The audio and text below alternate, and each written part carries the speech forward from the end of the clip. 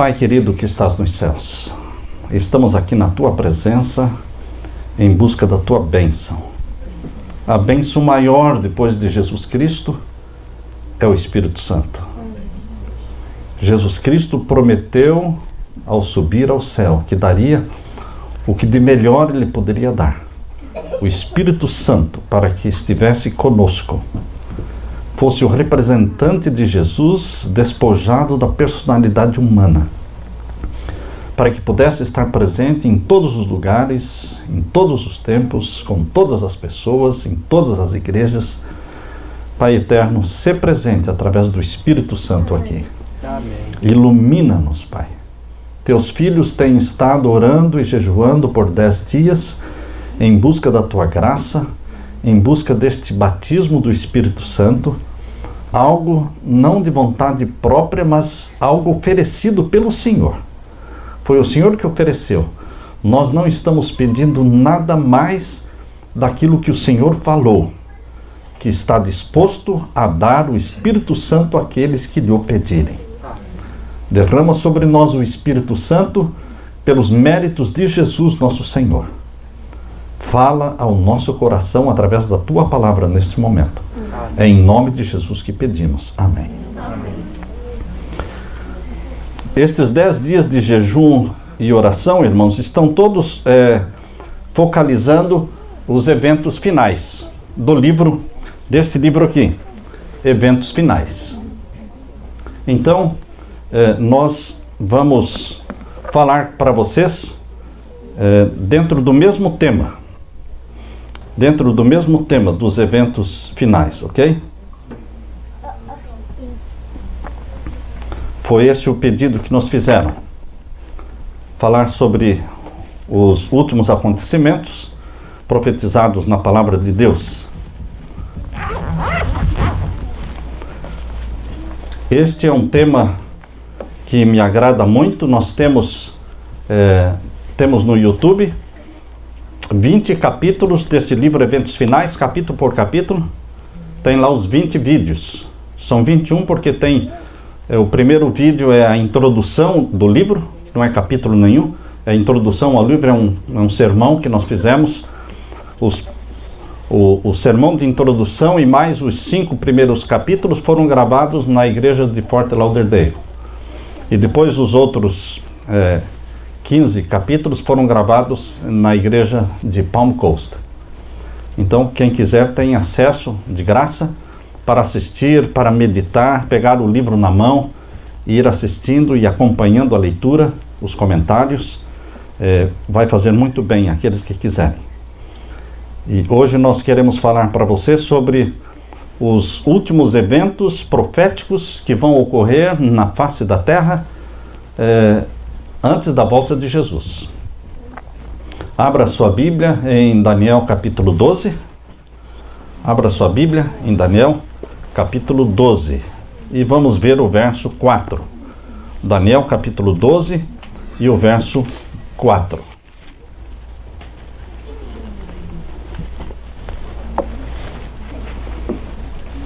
Aqui nós lemos: E tu, Daniel, fecha estas palavras e sela este livro, até ao fim do tempo.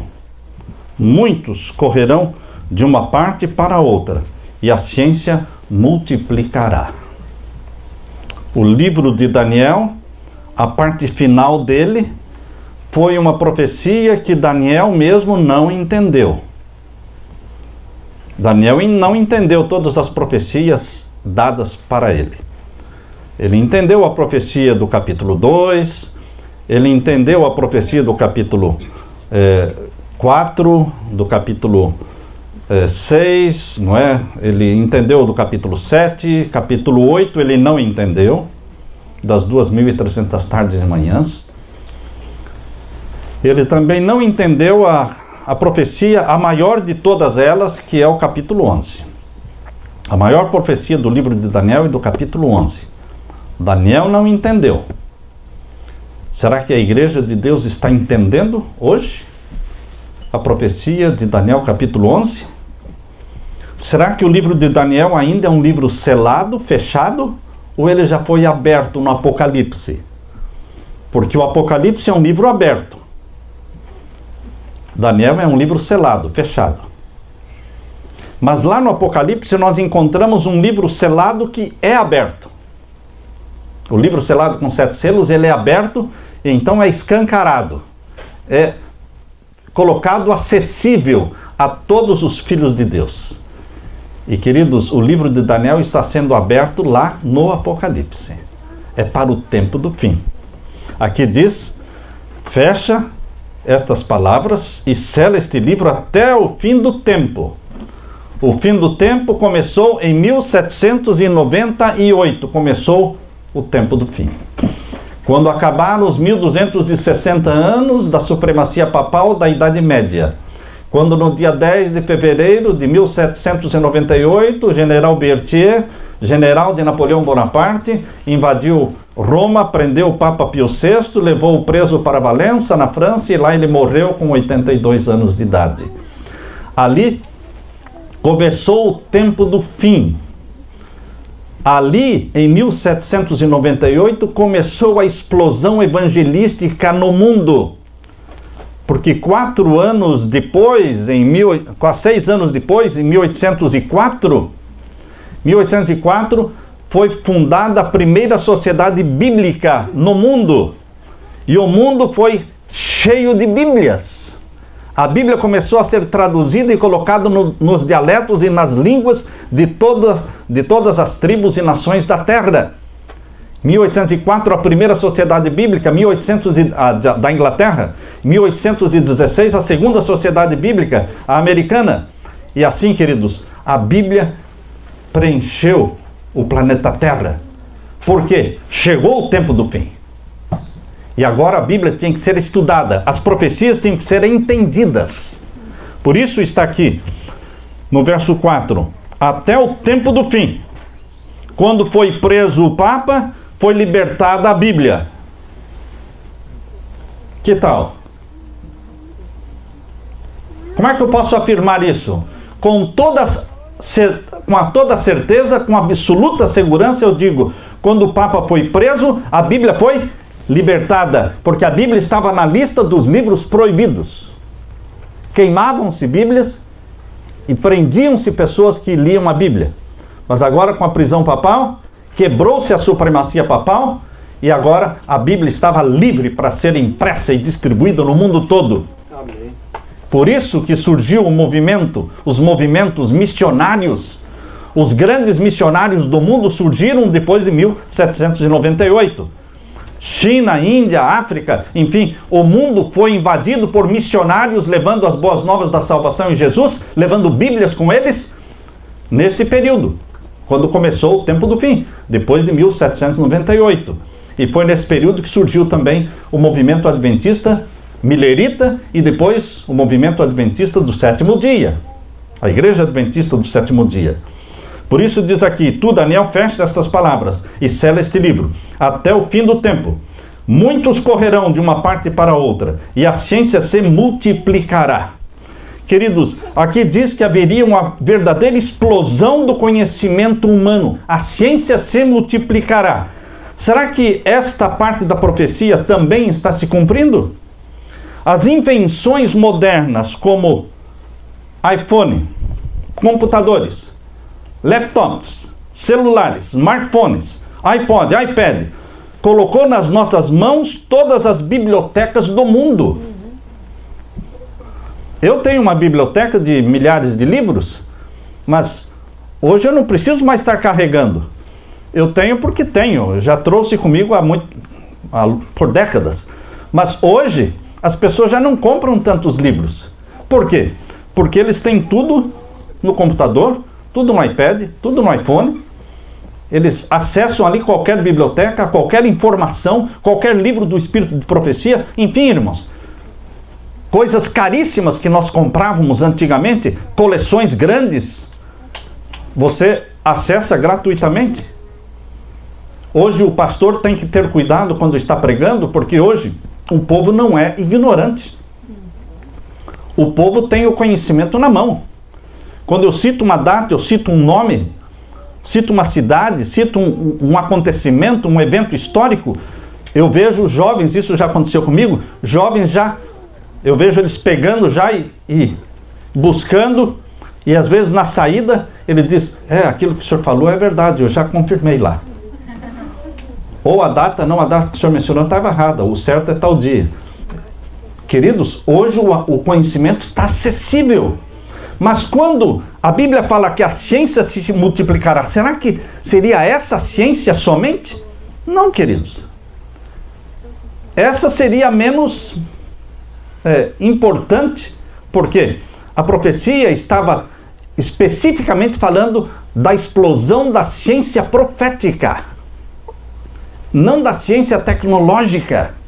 A Bíblia em todos os lugares, e a profecia começou a ser entendida.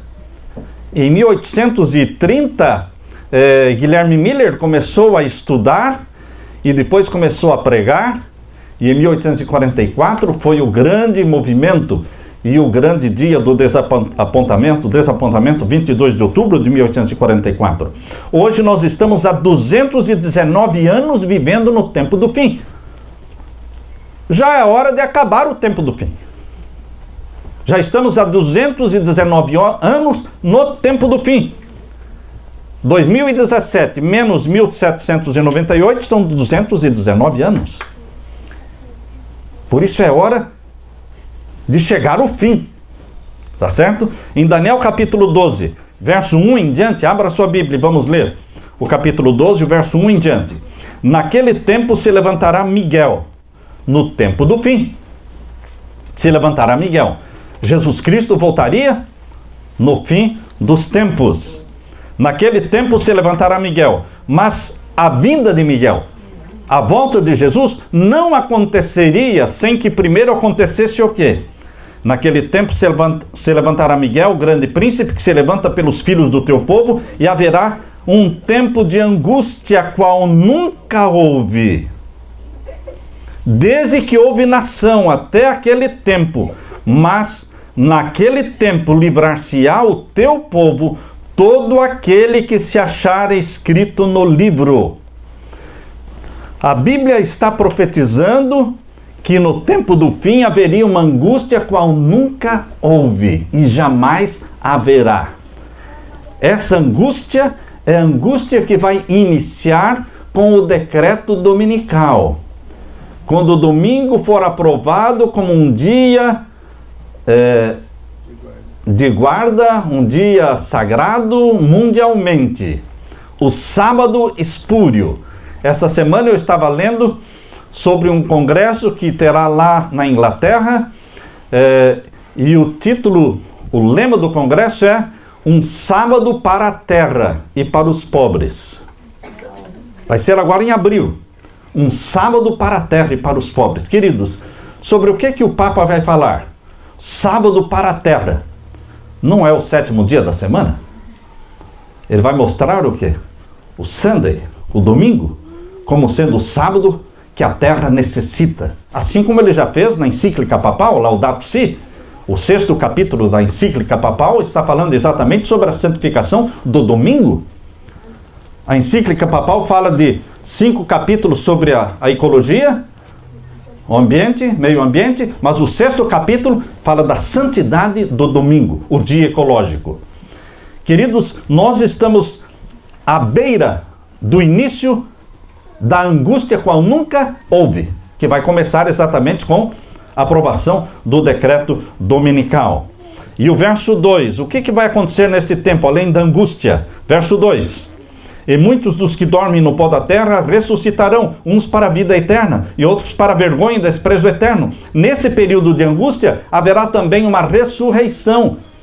Uma ressurreição de salvos, uma ressurreição de perdidos, uma ressurreição de bons, santos filhos de Deus e de ímpios também, porque aqui diz muitos dos que dormem do pó da terra. Aqui não está falando da ressurreição geral dos salvos ou da ressurreição geral dos perdidos, está falando de alguns, muitos, não todos, muitos dos que dormem no pó da terra ressuscitarão, uns para a vida eterna e outros para a vergonha e desprezo eterno. Esta é a ressurreição especial, que inclui salvos, os salvos de 1844 para frente. Ellen White não fala de 1844 para frente. A frase que ela usa é: todos os que morreram na fé da mensagem do terceiro anjo. Essa é a frase usada pela serva de Deus. Todos os que morreram na fé da mensagem do terceiro anjo serão ressuscitados, glorificados, para ouvir o concerto de paz que Deus fará com o seu povo. Ressuscitarão glorificados. Todos os que morreram na fé da mensagem do terceiro anjo, desde que as 3 mensagens angélicas começaram a ser pregadas, é o tempo da mensagem, das mensagens angélicas. A terceira mensagem angélica, ela é citada como sendo o clímax das 3 mensagens. Quando fala a terceira mensagem angélica, muitas vezes está se referindo às 3 mensagens angélicas, não somente a última. Haverá uma ressurreição, então. Nós vamos falar mais sobre isto. E no verso 3, irmãos, verso 3: os entendidos, pois, resplandecerão com o resplendor do firmamento. Quem são os entendidos aqui em Daniel capítulo 12? Aqueles que são entendidos na profecia.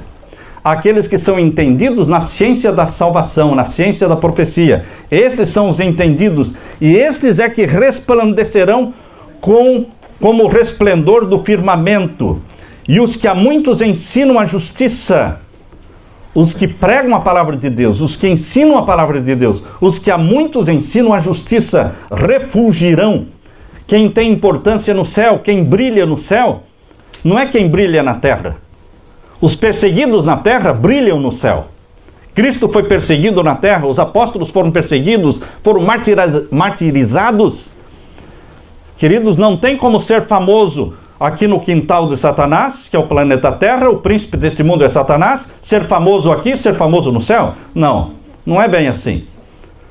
Para ser famoso na terra tem que dobrar os joelhos a Baal. Mas os perseguidos na terra, eles são exaltados no céu. Por isso diz aqui que Deus tem um grupo de pessoas que ensinam a justiça, e eles refulgirão como as estrelas, sempre e eternamente. Eles têm o valor real para Deus. Podem ser perseguidos aqui. E o verso 4, então, nós já lemos tudo. Daniel fecha estas palavras e sela este livro. Nos eventos finais, queridos, proféticos, existe um link entre Daniel capítulo 11, verso 45. Abra sua Bíblia aí em Daniel capítulo 11, verso 45. Vamos ver agora o link que existe com Apocalipse 17, verso 16. Primeiro vamos ler então Daniel 11, 45. Nós vamos fazer vários links de Daniel com Apocalipse. Por quê? Porque Daniel e Apocalipse, na realidade, eles são um livro só. Não devem ser estudados como 2 livros, mas como um só livro, porque eles estão falando dos mesmos assuntos.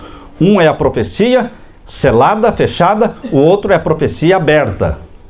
Nós temos que entender estudando os 2. Vamos ver os links.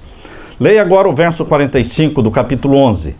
E armará as tendas do seu palácio, entre o mar grande e o monte santo e glorioso. Mas virá o seu fim, e não haverá quem o socorra. Quem armará as tendas do seu palácio? Entre o mar grande, que é o mar Mediterrâneo, e o monte santo, que é o monte Moriá. É o monte onde estava construído o templo de Salomão, e agora hoje existe lá a mesquita azul, mesquita maometana, está lá. Queridos, quem armará? O rei do norte. O capítulo 11 vem falando sobre o rei do sul e o rei do norte. O rei do norte vencendo tudo e vencendo todos.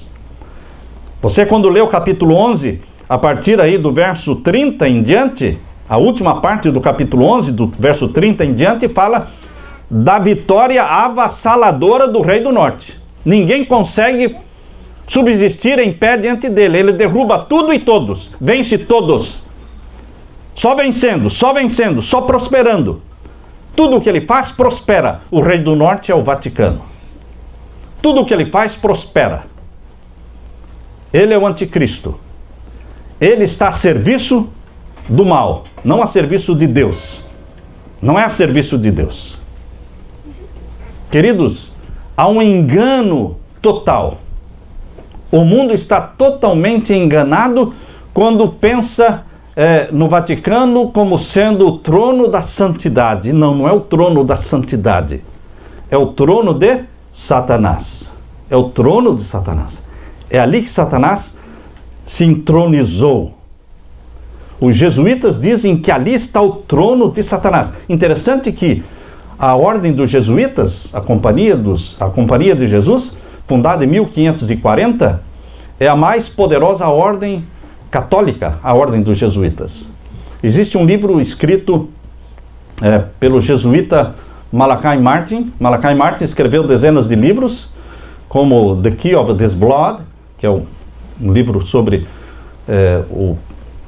os três poderes que querem dominar o mundo. Ele escreveu também um livro sobre os jesuítas, escreveu outro livro sobre a entronização de Satanás no Vaticano. Ele dá o dia, dá a hora, dá o momento em que foi celebrada esta festa de entronização de Lúcifer no Vaticano. O próprio jesuíta escrevendo. Ele tem autoridade para escrever, porque ele sabe o que se passa lá. Este Malachi Martin, ele foi amigo de vários papas, ele foi confessor dos papas, então ele sabe o que ele está escrevendo. Então, queridos, o trono que está ali no Vaticano não é o trono da santidade, é o trono de Satanás. Ali se louva a Satanás. Na profecia do capítulo 11, o rei do norte é o Vaticano, é o papado.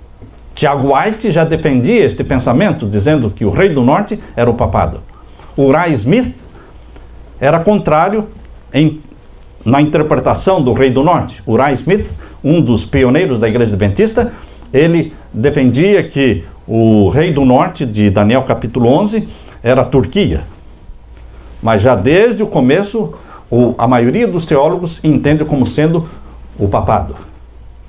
Quando você lê aqui no capítulo 11, irmãos, capítulo 11, verso 45, falando que o rei do norte vai armar as tendas do seu palácio entre o mar grande, que é o mar Mediterrâneo, e o Monte Santo, que está ali em Jerusalém, vai armar as tendas do seu palácio, mostra que ele vai ter domínio sobre aquela região. Ele vai governar aquela região. Ele vai ter domínio, ele vai ter supremacia ali. E aqui diz o finalzinho do verso 45, leia comigo. Mas virá ao seu fim, nesse tempo em que ele estiver dominando Jerusalém. Hoje Jerusalém pertence ao Estado de Israel. O Trump vai trazer a embaixada americana de Tel Aviv para Jerusalém. Por quê? Porque diferente de Barack Obama, que acreditava que Jerusalém deveria pertencer aos dois países, não é? Criar o Estado palestino e dividir Jerusalém, metade para Israel, metade para os palestinos. O Trump é diferente, ele pensa diferente. Jerusalém é de Israel e that's it. É isso, ponto final. Não tem conversa. E para provar isso, ele vai colocar a embaixada americana em Israel, mostrando, não é a embaixada americana de Israel, vai colocar em Jerusalém. Ele já define a posição dele. Ele é amigo de Israel e quer defender Israel. Mas, queridos, a profecia diz que Israel vai cair nas mãos de quem? Do papado. O Estado de Israel vai ser dominado pelo papado. Por isso está dizendo aqui. E nesse tempo, diz aqui, mas virá ao seu fim. O rei do norte, o papado, terá um fim. Ele prosperou, prosperou e prosperou. Durante a Idade Média, houve a queda da ferida mortal, não é? Em 1798, quando o Papa foi preso, mas aí em 1929 ele começou a se tornar novamente famoso, com o Tratado de Latrão, e veio crescendo em popularidade, em poder no mundo, e hoje ele está no clímax do poder. Mas até quando vai esse poder? Até quando Deus quiser. Deus estabeleceu um prazo em que o papado vai ser derrubado para nunca mais se levantar. Por isso diz aqui, o finalzinho do verso 45 precisa ser entendido, irmãos. Mas virá o seu fim e não haverá quem o socorra. A primeira ferida mortal foi 1798, mas será? Isso está em Apocalipse capítulo 13. Abra sua Bíblia, em Apocalipse capítulo 13. Apocalipse capítulo 13 e o verso 3. Apocalipse capítulo 13 e o verso 3. E vi uma das suas cabeças como ferida de morte, e a sua chaga mortal foi curada, e toda a terra se maravilhou após a besta. Esta ferida mortal da prisão do Papa em 1798, ela seria curada, e começou a ser curada em 1929, com o Tratado de Latrão, restaurando o Estado do Vaticano. Em 1929, o Papa, que era só Papa, passou a ser rei. Em 1929, o Papa, que era só Papa, era somente um líder religioso, passou a ser também rei na terra. O mais poderoso rei da terra. O rei que todos honram. O Trump ainda não marcou nenhuma visita para o Vaticano.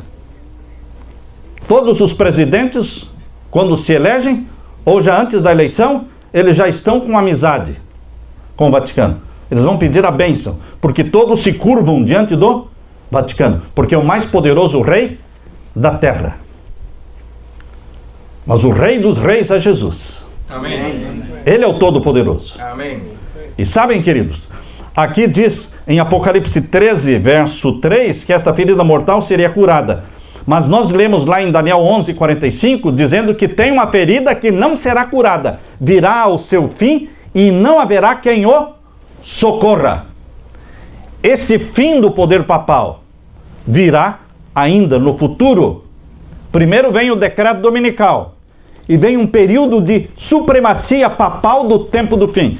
A última supremacia papal, quando todas as nações da terra vão adorar a besta e receber o sinal da besta. Todos aqueles que não têm os seus nomes no livro da vida. Isso é o que está aqui em Apocalipse 13 e o verso 8. Capítulo 13, verso 8. E adoraram-na todos os que habitam sobre a terra, esses cujos nomes não estão escritos no livro da vida do Cordeiro. Todos os que não têm o nome no livro da vida do Cordeiro adoram o poder papal. Aceitam a santidade do domingo, como se fosse o selo de Deus. Mas não, o selo do Deus vivo é o sábado, o sétimo dia da semana. Já desde o Jardim do Éden, o sábado bíblico, o sétimo dia da semana, é o dia, é o memorial da criação, é o selo do Deus vivo, é o sinal que Deus colocou entre ele e o seu povo. Ezequiel capítulo 12, não vamos ler para ocupar o tempo, mas a capítulo 20, não é? Verso 12 menciona que é o quê? É o sábado, Esse é o sinal do Deus vivo entre ele e o seu povo. O poder papal também tem um sinal que mostra a sua autoridade, seu domínio sobre todos aqueles que o aceitam e o adoram. E o sinal que ele colocou no lugar do sinal de Deus, em substituição ao sinal de Deus, foi o domingo. O sinal verdadeiro é um dia, o sábado. O sinal falso é um dia, o domingo. É exatamente o que está sendo proposto na encíclica papal. E é exatamente o que estará proposto agora nesse congresso na Inglaterra, um sábado para a terra, agora em abril. Queridos, aqui diz em Apocalipse 17, olha o link que existe entre Daniel capítulo 11 com Apocalipse 17 e o verso 16.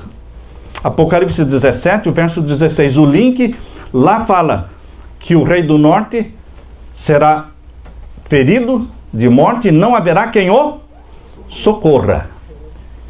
Mas isto está lá em Daniel. O livro de Daniel e de Apocalipse falam dos mesmos assuntos.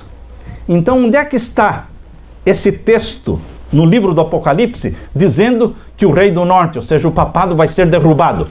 Capítulo 17 e o verso 16. Capítulo 17, verso 16, diz assim: e os 10 chifres que viste na besta são os que aborrecerão a prostituta, e a porão desolada e nua, e comerão a sua carne, e a queimarão no fogo. Estão vendo aí? Primeiro, o papado recebe poder para reinar sobre as 10 supernações na terra. Vejam aí no capítulo 17 e o verso 12. Capítulo 17, verso 12. E os 10 chifres que viste são os 10 reis que ainda não receberam um reino. Por que não receberam um reino?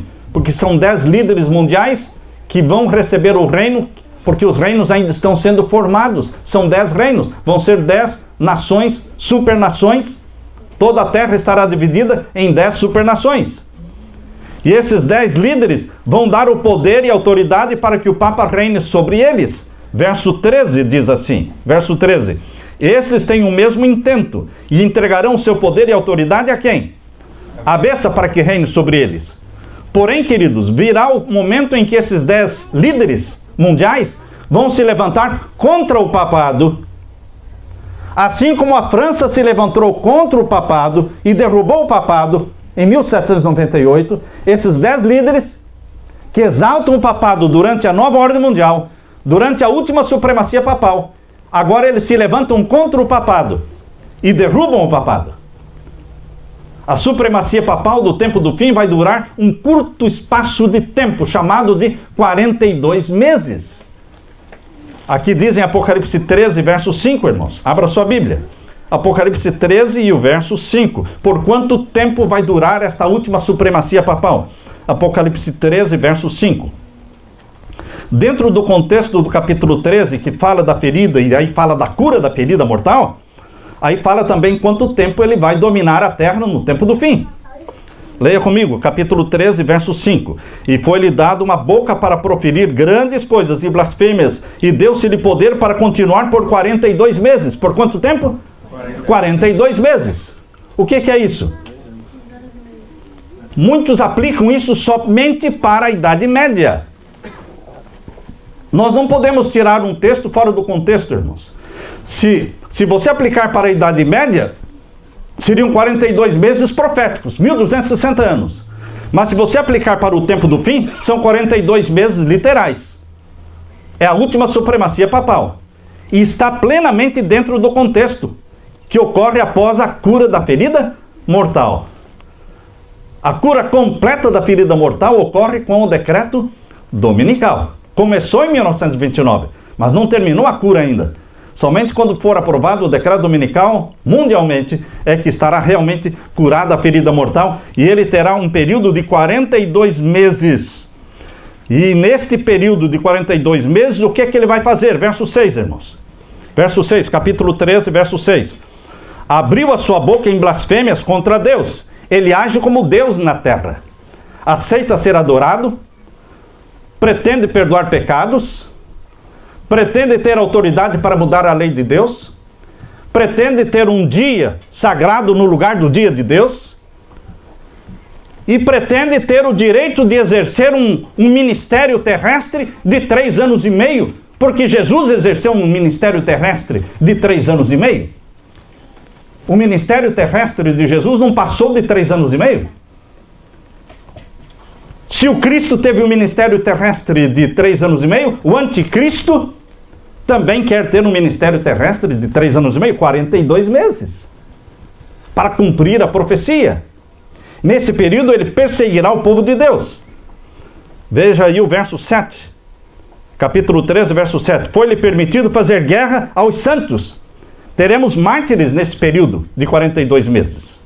Mártires, perseguição aos santos. Foi-lhe permitido fazer guerra aos santos, vencê-los, deu-se-lhe poder sobre toda a tribo, língua e nação. Mas, queridos, há um povo que faz frente. Há um povo que faz frente ao papado. E está no capítulo 14. O capítulo 14 mostra os únicos que ousam se levantar e pregar essa mensagem. Os únicos que ousam se levantar e não se dobrar diante do papado. Eles são chamados aqui no capítulo 14 de os 144 mil. Jesus Cristo disse: eu tenho um povo na terra. Eles não vão se dobrar diante do papado. E eles vão pregar as 3 mensagens angélicas. Que a terceira mensagem angélica é especificamente contra o papado. É condenando especificamente o sinal da besta. E mostrando o que vai acontecer para os que receberem o sinal da besta. Eu tenho um povo na terra que vai pregar esta mensagem. As 3 mensagens angélicas. São os 144 mil. Capítulo 14 é uma resposta ao capítulo 13. Capítulo 13 mostra a ação da besta na terra. A besta que subiu do mar, o papado. E a besta que subiu da terra, os Estados Unidos, da América do Norte. Como dominam a terra. O capítulo 14 mostra como o povo de Deus reage. Pregando as 3 mensagens angélicas e vivendo uma vida santa. Vivendo uma vida pura. Porque esta é a descrição dos 144 mil. Homens e mulheres santos ao Senhor, que têm o nome do Pai e o nome do Filho na sua testa. O nome de Deus aqui. Porque são santos ao Senhor.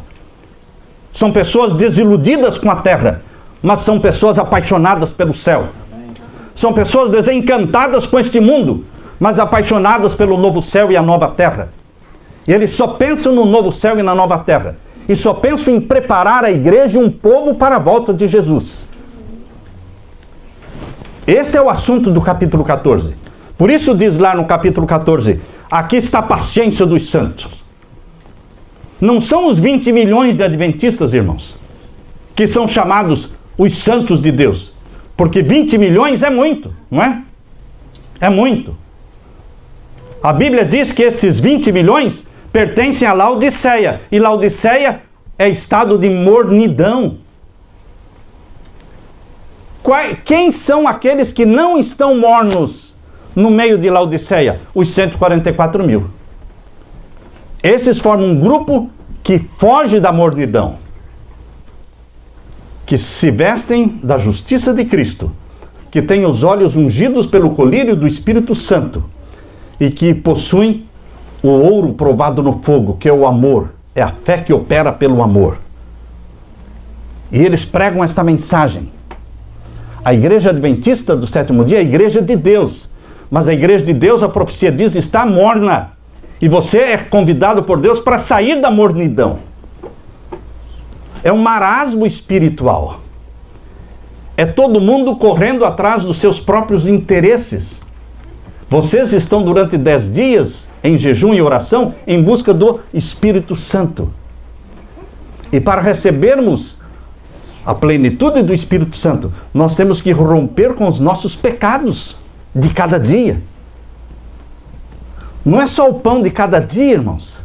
Existem os pecados de cada dia. Quais são os pecados de cada dia? Você sabe. São os pecados que você costuma cometer todo dia. Entra dia, entra mês e você continua praticando os mesmos.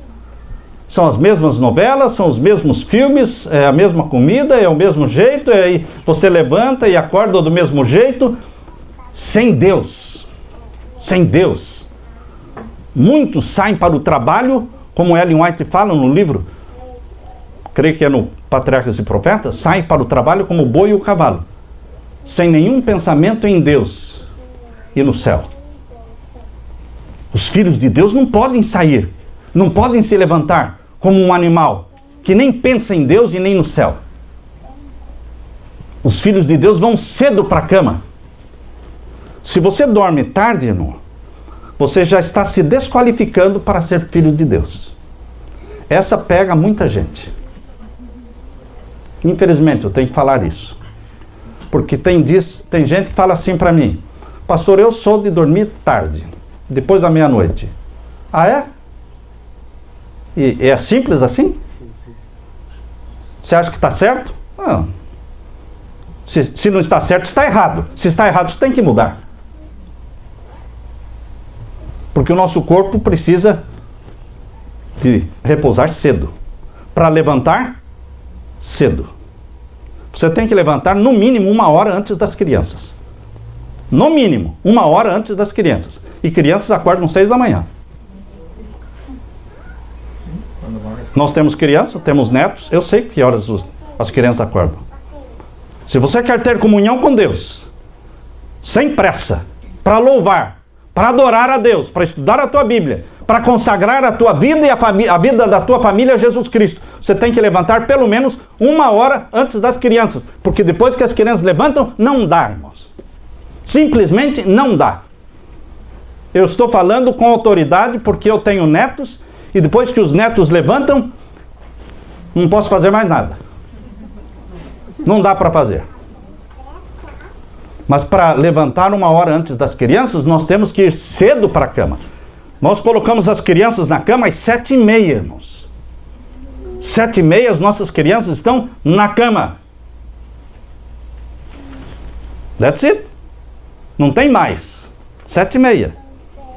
E nós, os pais, planejamos ir para a cama que horas? 9, 9h30. É muito cedo. Muito cedo para quem vai levantar às 8, às 9 da manhã. Mas para quem vai levantar às 5 da manhã, não é muito cedo. Porque você tem que dormir quanto? 8 horas. Pelo menos 7. Temos que deitar cedo. Não dá para você marcar um filme para assistir sábado à noite. Porque você vai entrar madrugada. Queridos, o povo de Deus tem que fazer planos para ser santo. E os planos para sermos santos são planos que nós fazemos antecipados para andarmos na frente de Satanás.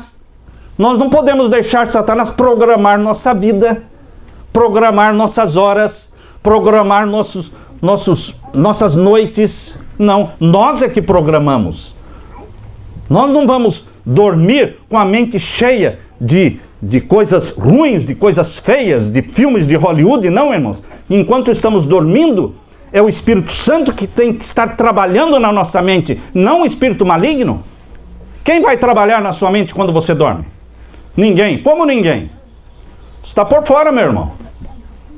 Quando você está dormindo, alguém está trabalhando na sua mente. E quando você se levanta, ou você se levanta atrás de Satanás, ou na frente dele. Depende de quem trabalhou na sua mente enquanto você dormia. Vocês não falam para as crianças, ou é mentira isso? Vocês não falam para as crianças que a criança cresce quando dorme? É verdade ou é mentira? Verdade. E você? Quando é que você cresce? Quando dorme. Não é só criança que cresce quando dorme. Você cresce no poder de Deus, você cresce na semelhança com Jesus quando você está dormindo. Mas como? Quando você foi dormir com a mente cheia do quê? Do Espírito Santo, da palavra de Deus, da paixão por Jesus. Então, enquanto você dorme, o Espírito Santo tem tempo de sobra para trabalhar, para fazer o download celestial, baixar esse arquivo pesado da mente de Jesus para a tua mente, para o seu HD, para que você levante pensando como Jesus, para que você acorde agindo, tendo sentimentos de Jesus. Agora, se o Espírito Santo não está trabalhando na nossa mente enquanto dormimos, irmãos, outro Espírito vai estar trabalhando. Nós acordamos nervosos, atrasados, ofendendo pessoas, não temos tempo de comer, não temos tempo de fazer o culto com a família, manda alguém fazer, ó, você faz, aí eu não posso. Não é assim que nós vamos para o céu. E não é assim que vamos levar a família para o céu. Os santos de Deus, irmãos, que vão fazer frente ao papado, pertencendo aos 144 mil, são pessoas que planejam a santificação. Eles querem e eles fazem planos para crescer na santificação. O link, queridos, que existe entre Daniel e Apocalipse mostra que agora, no tempo do fim, no final da supremacia papal de 42 meses, o papado será derrubado para sempre. Capítulo 17, então, capítulo 17, verso 16. E os 10 chifres que viste na besta, esses 10 chifres foram quem? Exaltaram a besta.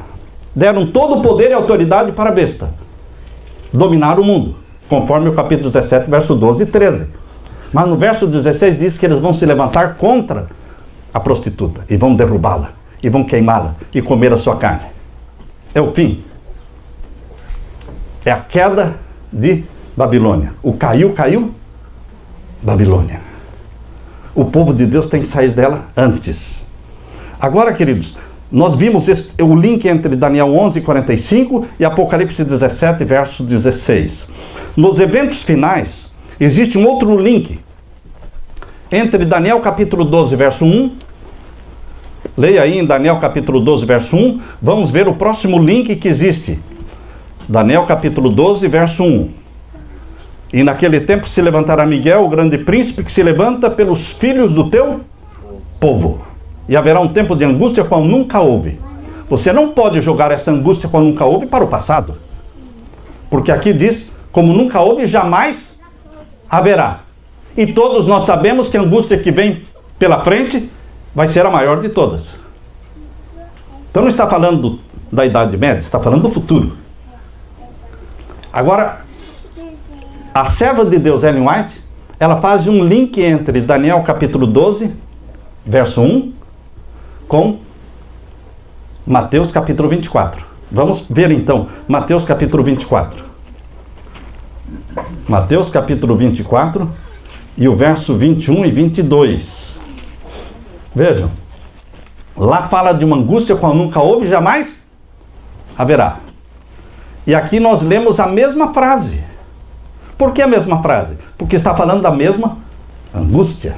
Leia comigo, Mateus 24, verso 1, 21 e 22.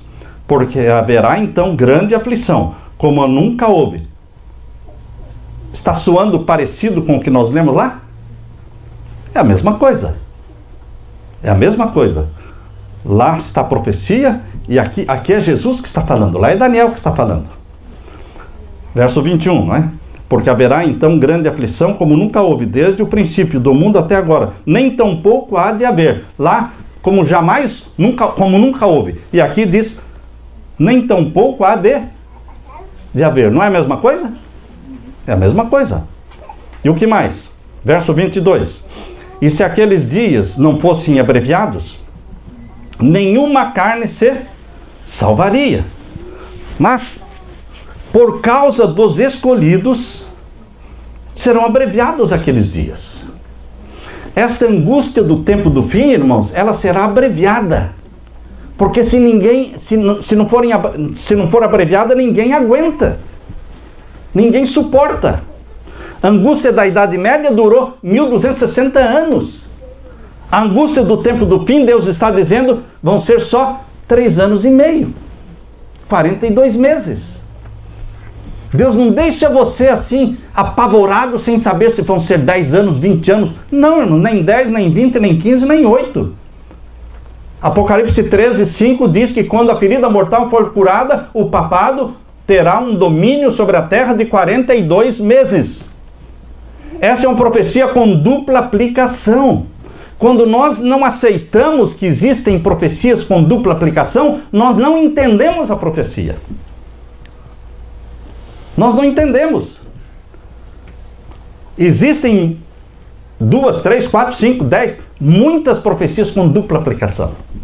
Eu tenho um vídeo, um sermão no YouTube, que o título é Profecias com dupla aplicação. Ali eu vou citando uma dezena delas. Esta é uma delas. A supremacia papal é uma profecia com dupla aplicação. Foi de tempo profético na Idade Média, e agora no tempo do fim, tem que ser obrigatoriamente tempo literal. Se você achar que vai ser tempo profético, bom, o problema é seu. Você acha que vai ter mais de 1260 anos? Não, vão ser 1260 dias. O anticristo, ele anda tentando imitar Jesus, irmãos. Ele só não tem o caráter de Jesus. Ele tem o caráter de Satanás, o anticristo. Mas ele tenta fazer o que Jesus fazia, no sentido de ter um dia de guarda, ter uma lei chamada 10 mandamentos, só que no lugar do sábado colocou domingo, perdoar pecados como Jesus perdoava, aceita ser adorado como Jesus aceitava ser adorado, e quer ter um ministério na terra de 3 anos e meio. No livro O Evangelho de Patmos, é uma meditação matinal escrita por John Paulin, teólogo adventista. Ele é o diretor da Faculdade de Religião de Loma Linda, foi professor de Apocalipse na Andrews por muitos anos. E nessa meditação matinal, o Evangelho de Patmos, lá ele menciona sobre Apocalipse 13, verso 5, os 42 meses. Ele diz, assim como Cristo teve um ministério de 3 anos e meio, o anticristo também terá um ministério de 3 anos e meio. Eu creio nisso. Quem não crer, espere para ver. Espere para ver. por quanto tempo será a supremacia papal. Depois que for aprovado o decreto dominical. Isso é profecia, irmãos. Por que que isso está aqui? Essa mania de nós jogarmos tudo que está no Apocalipse para o passado, irmão, não é para o passado. Profecia não é passado, profecia é futuro. Tem aplicação para o passado? Tem. Mas só para o passado? Não. Nós vamos ver outra profecia, queridos. Essa angústia, quando nunca houve, ela pertenceu à Idade Média, mas pertence mais prioritariamente para quando? Para o tempo do fim. E aqui diz que essa angústia será abreviada. Na Idade Média foram 1260 anos, no tempo do fim será de 1260 dias. Que beleza! Como é que Deus consegue abreviar o tempo, irmãos? Como é que Deus consegue abreviar o tempo? Do mesmo jeito que ele alongou o tempo. Deus tem um método para alongar o tempo e tem um método bíblico para abreviar o tempo. E ele diz, olha, na profecia, quando eu quero alongar o tempo, um dia vale um ano. Alongou o tempo. 2.300 dias valem 2.300 anos. Alongou o tempo. Agora, no tempo do fim, uma angústia qual nunca houve, o tempo vai ser abreviado, não alongado. Abreviará o tempo por amor aos escolhidos. Qual o sistema que Deus vai usar? O mesmo. Vai pegar o tempo profético e abreviar para tempo literal. Pega 1260 anos e abrevia para 1260 dias. 42 meses. Simples assim. Biblicamente, simples assim. Como é que nós vamos refutar algo que está escrito na Bíblia? É o sistema usado por Deus para alongar o tempo e para abreviar o tempo. E fala 42 meses. Depois que a ferida mortal for curada. Neste tempo, queridos, neste tempo haverá o domínio papal, mas ele será derrubado. Os eventos finais da profecia bíblica, irmãos, fala de uma outra profecia com dupla aplicação. Chama-se abominação desoladora. Quanta discussão, quantas argumentações em torno da abominação desoladora. Você acredite no que você quiser. Eu vou falar para você aquilo que Deus me ajudou a entender. Muitos acreditam que a abominação desoladora de Daniel, abra sua Bíblia em Daniel, capítulo 12. Tudo o que está em Daniel capítulo 12, irmãos, é sumamente importante e sumamente escatológico. Não queira jogar Daniel 12 para o passado. É loucura. É loucura. Você chega no clímax do livro de Daniel, que é a volta de Jesus, que é Miguel se levantando para libertar o seu povo, e agora você quer pegar um verso do capítulo 12 e jogar para o passado? Se o contexto do capítulo é escatológico, a minha consciência não permite que eu faça isso. Não consigo. E aqui diz no capítulo 12, verso 11: desde o tempo em que o contínuo for tirado. Contínuo é a contínua intercessão de Jesus. O contínuo é a contínua intercessão de Jesus no santuário do céu. Já não se fala mais do santuário da terra, foi destruído no ano 70. Para nós só existe o santuário do céu, onde Jesus intercede continuamente. O Vaticano destrói o santuário do céu, irmãos, instituindo um contínuo na terra. Qual é o contínuo que foi estabelecido pelo papado na terra? Existe um sacrifício de um cordeiro, a morte de Jesus diariamente na terra, sendo efetuada através das missas. Porque eles acreditam que aquele pão se torna o corpo real e literal de Jesus, e aquele vinho que o padre bebe, inclusive é alcoólico, que representa o sangue, não que representa, mas que é o sangue de Jesus, literalmente. Ou seja, é um sacrifício literal de Jesus cada dia. Ou seja, essa intercessão que o Padre faz, perdoando pecados e sacrificando o Filho de Deus, é um falso contínuo, destruindo a doutrina do santuário celestial, escondendo a intercessão de Jesus no santuário celestial. O Vaticano tem interesse em destruir o santuário celestial e a intercessão contínua de Jesus. E aqui diz, olha, desde o tempo em que um contínuo for tirado e posta a abominação desoladora dos últimos dias, irmãos. Daniel capítulo 12 está falando dos últimos dias. É o decreto dominical. A aprovação da lei dominical é a abominação desoladora dos últimos dias. Não tem algo mais abominável aos olhos de Deus do que anular a lei de Deus na terra.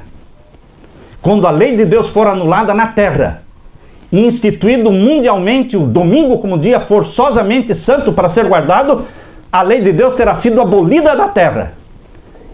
Estabelecida a abominação desoladora dos últimos dias. A abominação desoladora sempre tem ligação com Roma, irmãos.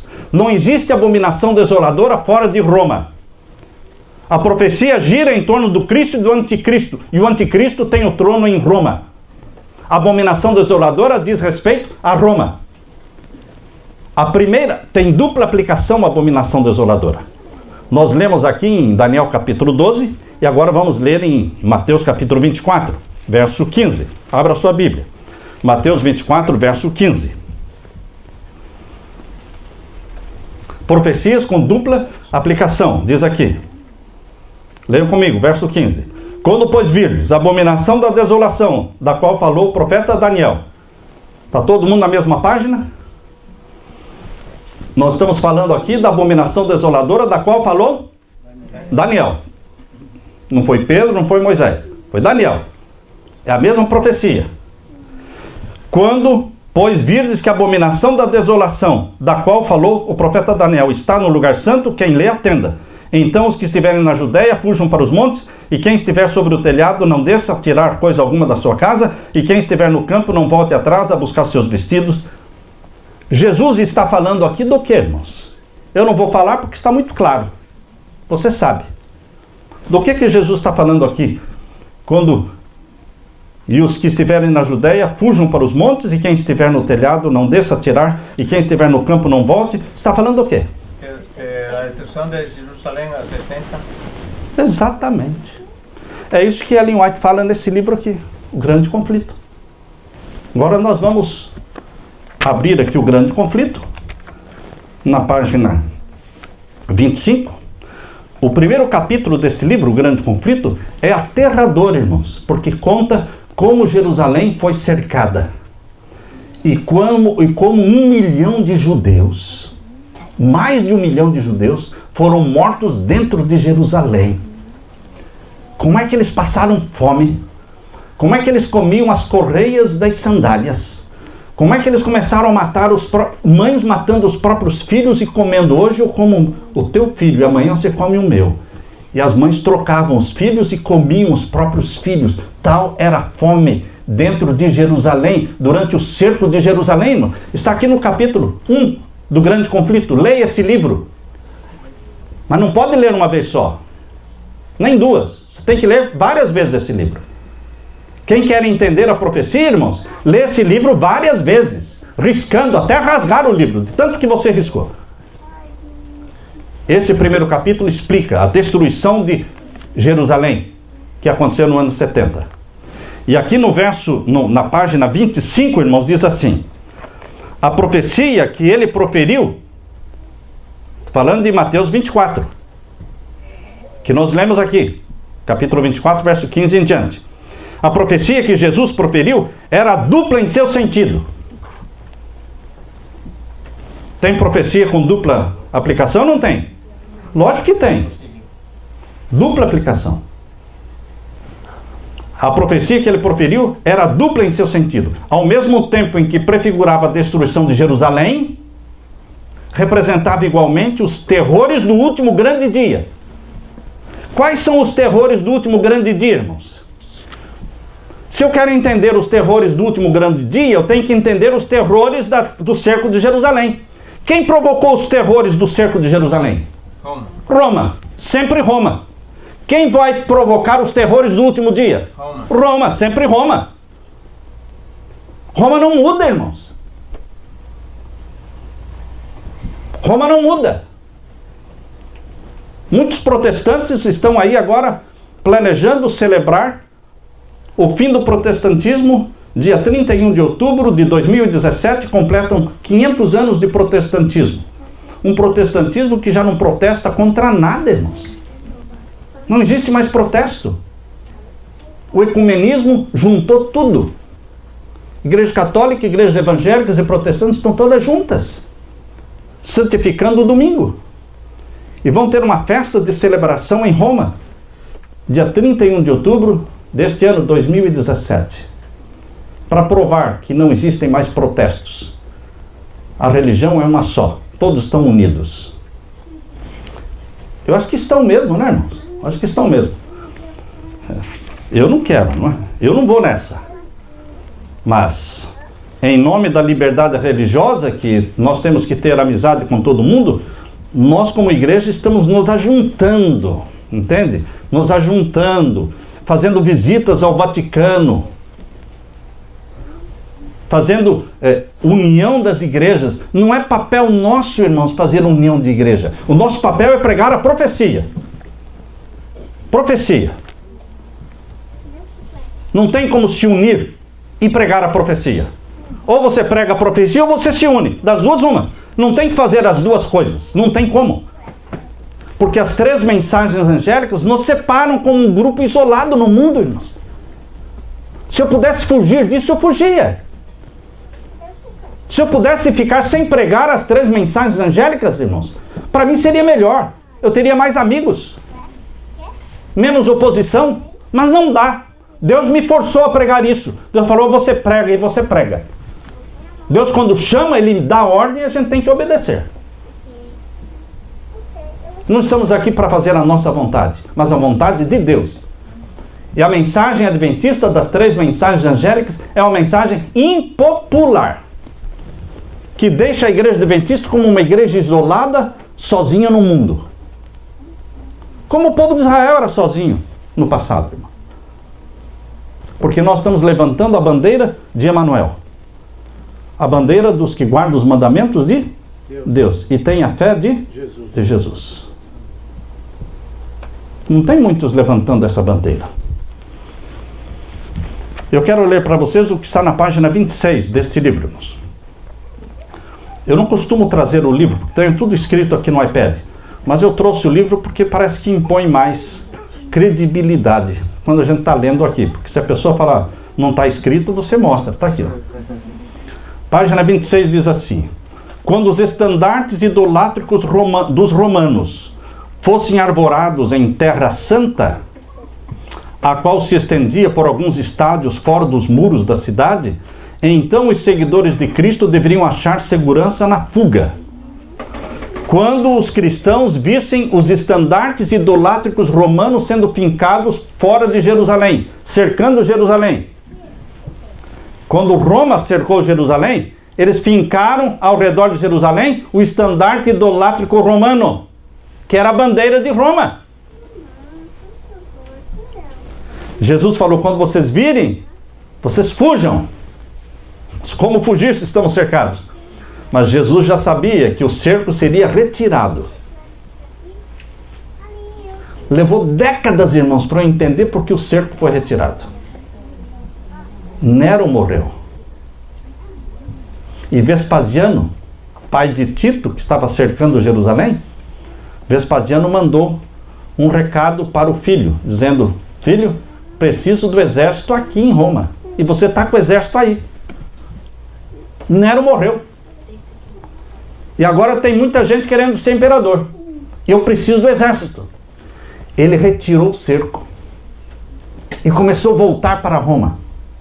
Para ajudar o pai a ser imperador. Naquele tempo tudo demorava meses e meses, né, irmãos? Meses e meses. Mas, logo ele recebeu um outro enviado que veio com a mensagem dizendo, o Vespasiano pai falando para o filho Tito: não precisa vir mais, já estou como imperador de Roma, pode voltar para Jerusalém e cercar Jerusalém de novo. Nesse tempo em que ele retirou o cerco, até ele voltar e cercar de novo, os cristãos o quê? Fugiram, irmãos. E os judeus que não eram cristãos fugiram dos campos para dentro da cidade de Jerusalém. O contrário dos cristãos. Por isso tinha tanta gente dentro da cidade de Jerusalém, mais de 1 milhão. Porque todo mundo que estava fora veio para dentro da cidade. E os cristãos que estavam dentro de Jerusalém fugiram. Por isso não morreu nenhum cristão. E morreram mais de 1 milhão de judeus. Porque aí o segundo cerco veio e destruiu tudo. Os estandartes idolátricos romanos cercou Jerusalém. Os estandartes idolátricos romanos vai cercar o povo de Deus de novo no tempo do fim, irmãos. Qual é a bandeira papal hoje, irmãos? Qual é a bandeira de Roma que mostra o poder de Roma sobre o mundo?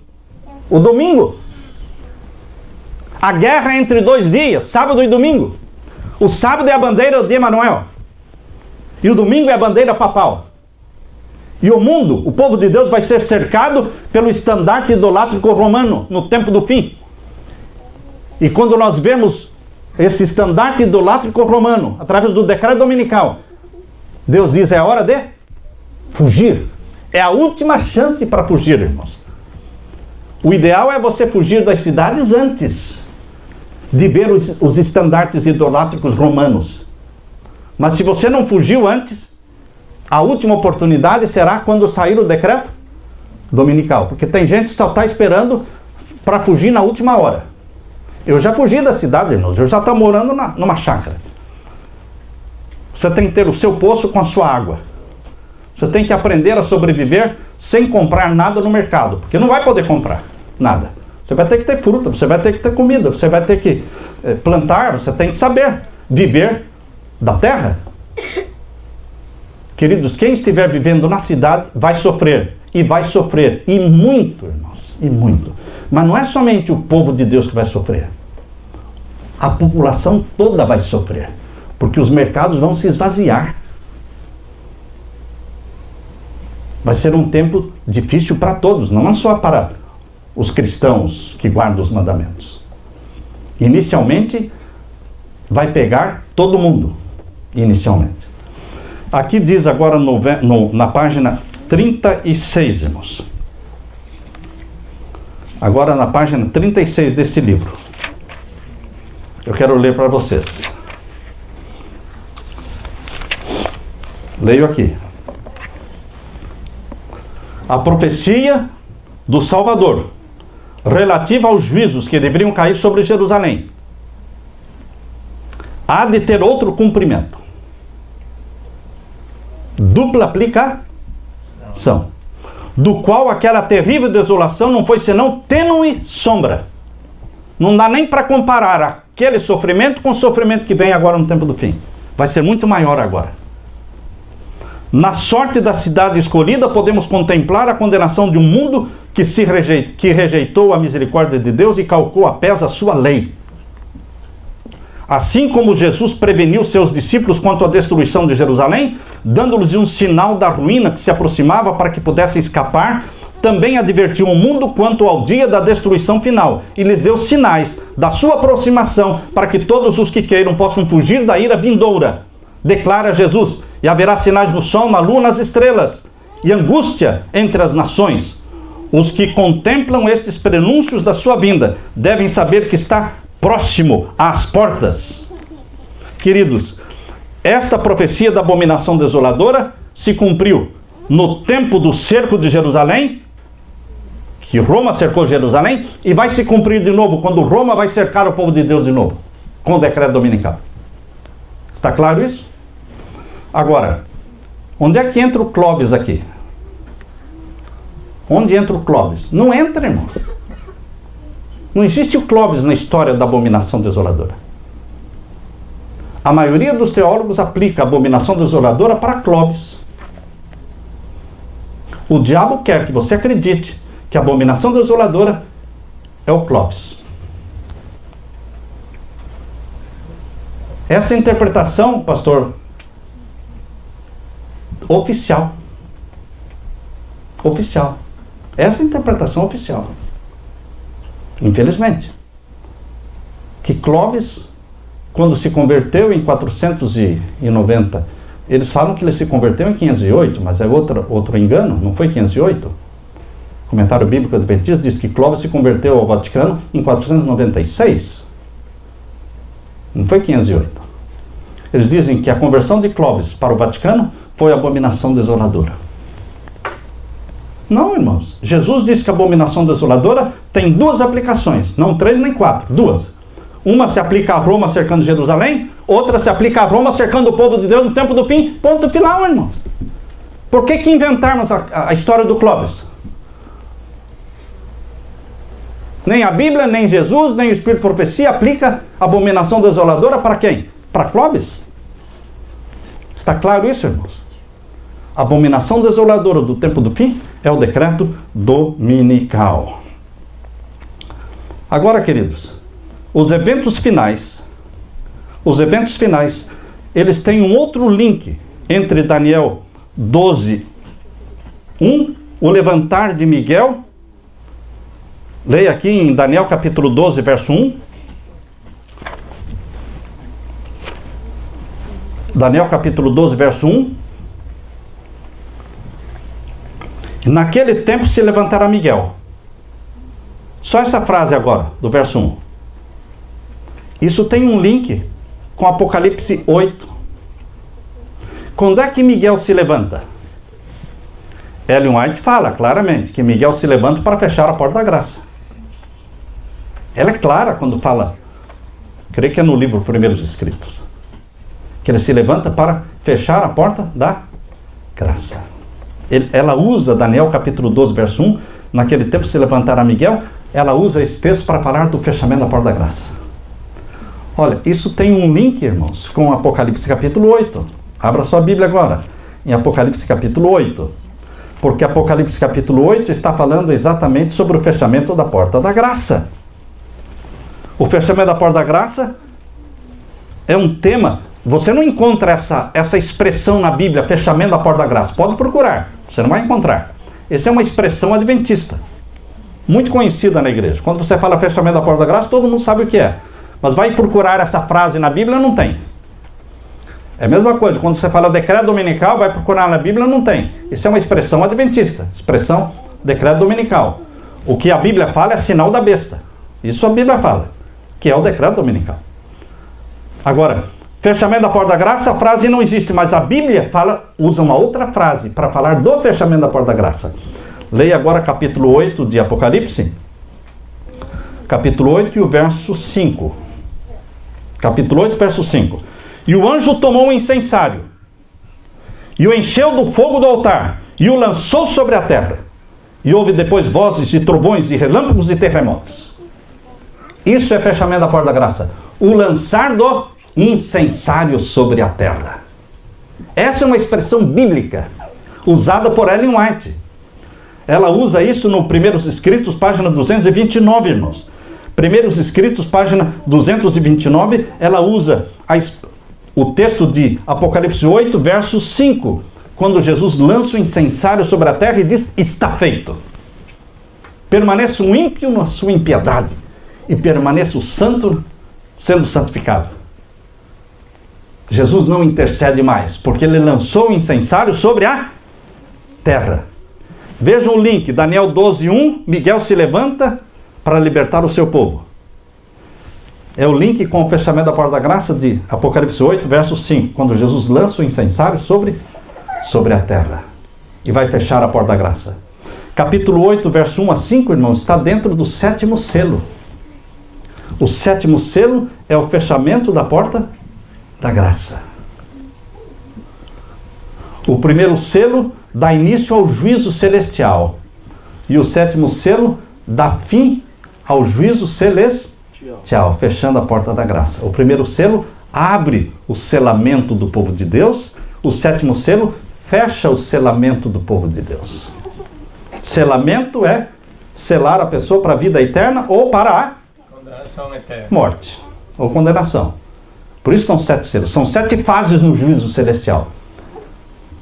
Por que Deus faz o juízo celestial em 7 fases? Porque Ele trabalha em ciclos de 7. Quando você chegar no céu, você pergunta: vem cá, Jesus, querido Jesus, me explica só isso. Por que tudo tinha que ser 7? 7 trombetas, 7... A história da igreja o Senhor contou em 7 igrejas. O juízo celestial o Senhor contou em 7 selos. 7 dias de criação. E Jesus vai dizer para você, é tudo em ciclos de 7. Porque Deus trabalha em ciclos de 7. Queridos, o 7º selo é o fechamento da porta da graça. Abrindo então as 7 trombetas. As 7 trombetas, elas se abrem e começam a ser tocadas no 7º selo. Não antes, nem depois, no 7º selo. Na 7ª igreja começou o juízo. Primeiro selo aberto. Segundo selo. O primeiro selo começou a ser aberto no tempo da 7ª igreja. E as 7 trombetas só vão começar a ser tocadas no 7º selo. Deus é organizado, irmãos. Deus não faz a coisa bagunçada. O que der tá bom, se não der tá bom. Não, não. Deus escreve tudo em sequência, irmãos. E está escrito na profecia. Aqui diz que as 7 trombetas só vão começar a ser tocadas depois que Jesus lançar o incensário sobre a terra no 7º selo. Vamos ler esse verso? Capítulo 8, versos 5 e 6. Versos 5 e 6. E o anjo tomou o incensário e o encheu do fogo do altar e o lançou sobre a terra. E houve depois vozes, trovões e relâmpagos e terremotos. E o verso 6. E os 7 anjos que tinham as 7 trombetas prepararam-se para tocá-las. Somente depois que lançou o incensário sobre a terra e parou de interceder, fechou a porta da graça, não tem mais intercessão. Quem está salvo, está salvo. Quem está perdido, está perdido. E então vem as destruições das 7 trombetas. Não antes. Simples, queridos. Agora, em Apocalipse capítulo 12, irmãos, capítulo 12, tem um outro link. E esse é o último que nós vamos fazer. Capítulo 12, vamos ver então o verso 2 de Daniel, capítulo 12. Daniel, capítulo 12 e o verso 2. É a ressurreição especial. Essa ressurreição especial já deu muita discussão, irmãos. Porque há pessoas que não acreditam nisso. Pessoas que não acreditam que vai ter uma ressurreição antes da volta de Jesus.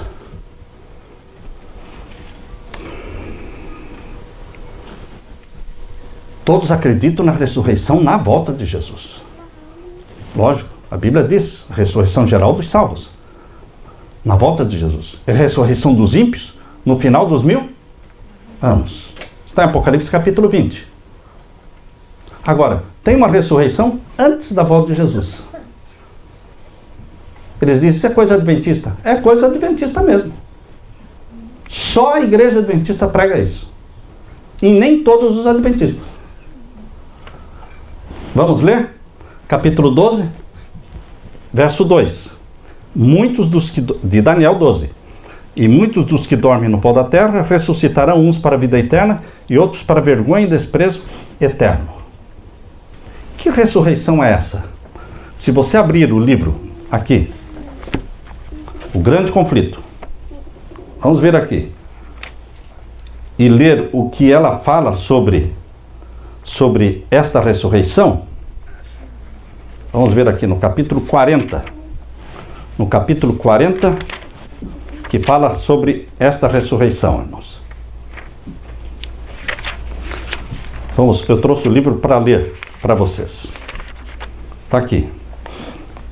Neste livro aqui, que é o livro completo, tem outra coisa, né, irmãos? Esse é o completo. Se eu estou falando que esse é o completo, é porque tem outros que não são completos.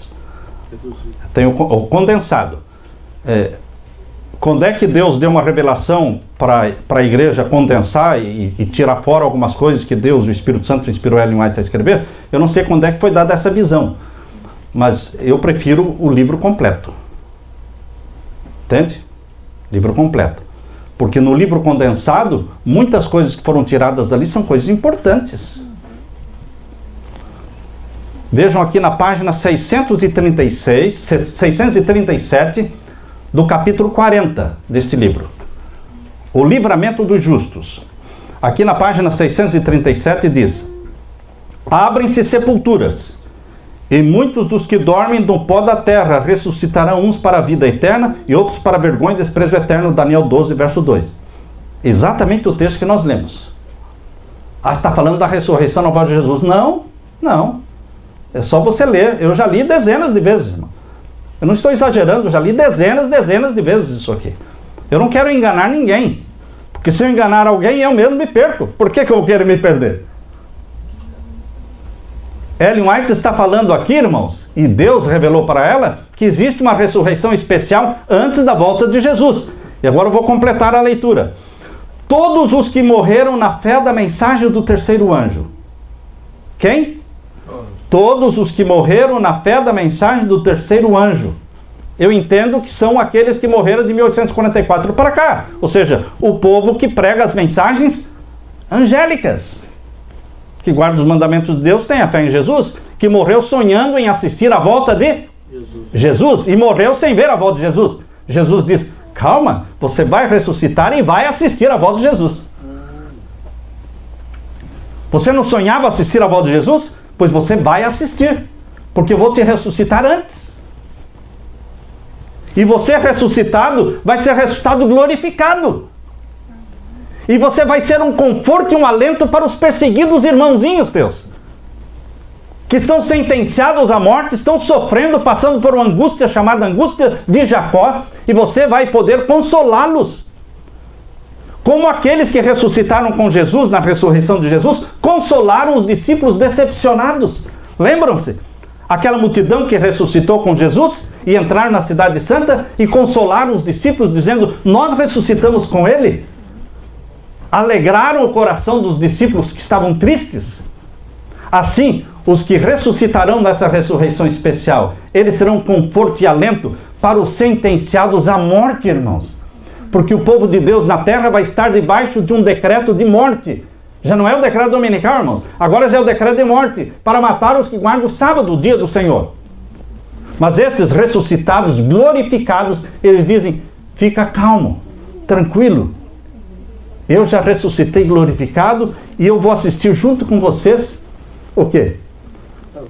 Eu vou assistir a volta de Jesus. Mas antes da volta de Jesus, nós vamos assistir mais duas coisas, irmãos. Deus encenou assim como se... Irmãos, não é só Hollywood que faz filme, não. Deus faz também coisas assim e vai transformar o céu numa tela panorâmica. Vai ser um cinema assim, uma tela panorâmica, e Deus vai estampar no céu a lei dos 10 mandamentos. Amém. A mão de Deus vai abrir as 2 tábuas de pedra. E esses ressuscitados glorificados, juntamente com o povo de Deus perseguido e sentenciado à morte, eles vão olhar para o céu e vão ver a lei. Os ímpios também vão ver a lei dos 10 mandamentos. Mas e quem não quiser ver? Quem não quiser ver, terá que ver. Todos os ímpios terão que ler os 10 mandamentos, irmãos. Isso é forçoso, não é opcional. Os salvos de Deus leem os mandamentos com alegria e regozijo, e os ímpios com tristeza e terror, porque eles pisaram aquela lei, desprezaram aquela lei. É ali que eles vão se revoltar contra os líderes religiosos deles, que os enganaram. Por isso diz aqui, irmãos, estou lendo: todos os que morreram na fé da mensagem do terceiro anjo saem do túmulo glorificados, não mais morte. Ainda não foram para o céu, não. Ressuscitam glorificados, estão esperando a volta de Jesus. Para que eles ressuscitam glorificados? Aqui diz: para ouvirem o concerto de paz estabelecido por Deus com os que guardaram a sua lei. Deus é fiel, irmãos. Você guardou a lei dele, você está protegido por ele. Você tem tudo com ele. Ele tem um lugar especial para você. Você não sabe o carinho que Deus tem para com aqueles que o honram e guardam a sua lei. Ele tem um carinho muito especial. Existem muitos hinos do Quarteto Arautos do Rei. Muitos, dezenas deles. Mas existe um hino que eu não canso de ouvir. É um hino que está lá naquele CD, Aqui é o Seu Lugar, o título do CD. Mas não é essa música que é o seu lugar, é só o título do CD. Naquele CD tem um hino que diz a lei de Deus. Fala sobre a santa lei de Deus. É um hino gostoso de ouvir e fala: a tua lei é santa, justa e boa, porque tu és santo, justo, bom. Bem-aventurados os que guardam os mandamentos de Deus. É um hino que eu não canso de ouvir, porque fala do caráter santo de Deus e do caráter santo da lei de Deus. Por isso ele honra aqueles que o honram. Aqueles que me honrarem, eu os honrarei. Ele cumpre isso aí. Por isso diz aqui, irmãos, todos os que morreram na fé da mensagem do terceiro anjo saem do túmulo, glorificados, para ouvirem o concerto de paz, estabelecido por Deus com os que guardaram a sua lei. Parece tão simples, né, irmãos? Guardaram a sua lei. Isto custa sangue, irmãos. Guardar a lei de Deus custa sangue, perseguição, morte. Muitos morreram como mártires e agora são ressuscitados, glorificados, para verem aquela lei que eles guardaram no céu estampada. A lei de Deus vai ser exaltada, irmãos. Exaltada. Isso está em Apocalipse 11, 19. E os céus se abrem e é vista a arca do concerto. Apocalipse 11, 19, irmãos. É a sétima trombeta, irmãos. É na sétima trombeta que o céu se abre e a lei de Deus é estampada no céu. As coisas lindas acontecem, as coisas importantes acontecem sempre no sétimo, na sétima igreja, no sétimo selo, na sétima trombeta. Depois que essa lei aparece no céu estampada, irmãos, e Deus declara o seu pacto, o seu concerto de paz, aqui diz: os mesmos que o traspassaram. Agora já está falando dos ímpios. Os ímpios também ressuscitam. Muitos dos ímpios ressuscitam nessa ressurreição especial antes da volta de Jesus. Uau! Quem são estes ímpios que são tão privilegiados assim, que vão ressuscitar antes da volta de Jesus? Aqueles que Jesus falou: vocês vão assistir a minha volta. Vocês verão o Filho do Homem vindo nas nuvens. E o que o sumo sacerdote fez quando Jesus falou isso? Rasgou suas vestes. Blasfêmia. Vocês vão ver. Eles vão ver. Aqueles que crucificaram Jesus, aqueles que mataram Jesus, aqueles que colocaram coroa de espinho em Jesus, aqueles que bateram na face de Cristo, queridos, eles vão ressuscitar, eles vão ver quem foi aquele que eles crucificaram. Eles vão assistir à volta de Jesus em glória e majestade, como Rei dos Reis. Amém. Por isso diz aqui: os mesmos que o traspassaram. Apocalipse 1, verso 7. Os que zombaram e escarneceram da agonia de Cristo, e os mais acérrimos inimigos de sua verdade e povo. Quem vai ressuscitar antes da volta de Jesus? Os mais acérrimos inimigos de Deus e da verdade. Um Stalin, um Hitler, não é? Pessoas que realmente perseguiram e mataram filhos de Deus. Eles vão ressuscitar para ver quem é o Rei dos Reis. Ressuscitam para contemplá-lo em sua glória e ver a honra conferida aos fiéis e obedientes. Isso, queridos, é na ressurreição especial. Isso vai acontecer, irmãos, no final dos 1290 dias aqui. Estão vendo Daniel capítulo 12, verso 11? No começo dos 1290 dias, Daniel capítulo 12, verso 11, é estabelecida a abominação desoladora, decreto dominical. Correm-se 1290 dias. Não é o 1260, irmão. 1260 é a supremacia papal. Junto com os 1260 está correndo também outra profecia de 1290 dias, porque são 30 dias a mais.